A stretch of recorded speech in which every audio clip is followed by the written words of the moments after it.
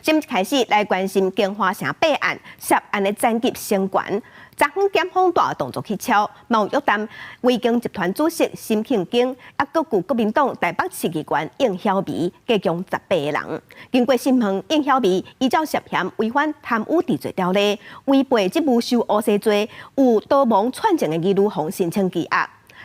应晓薇的办公室说，王的执行长是以500万交保，金华城董事长陈玉坤以1200万交保，关键人物辛庆京嘛向申请羁押禁见。董事长有没有话想要说的？等一下联锁会，陈先生。威京集团主席辛庆京自备暗时10点半去上北检复讯，伊专程是笑眯眯，无加做回答。复讯了后，检方护令先押禁见。不好意思，到了。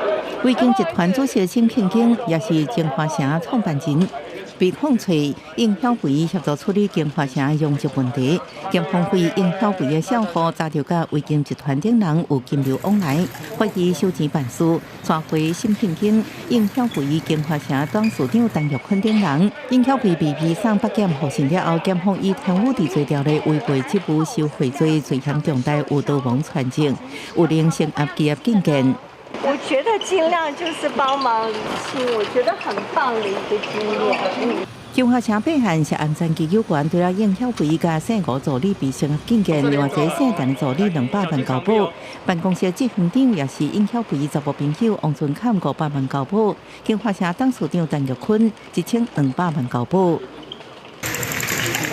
那陈玉坤捌对外法院讲，即摆辛庆京也发声明回应金华城用证，以法令申请，佮讲瓜不提从来毋捌讨过钱，反正在好市府到瓜市府拢冇官员亲身协助派人来讨过，毋过伊无妥协，才互金华城申请用证一直遭到报复。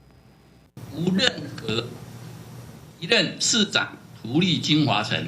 只有金华城37年来的被霸凌。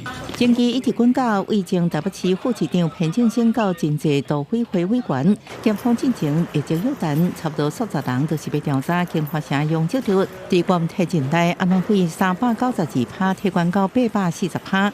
尤其应晓薇的辩论会被控是关键点，替金华城找解封，主创用这种例。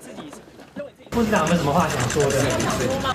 除了金华城案件，由民众甲政治人物各发8事区、各菜市场该起定限，国体被控的真济案件检联拢要一一追查清楚。记者综合报道。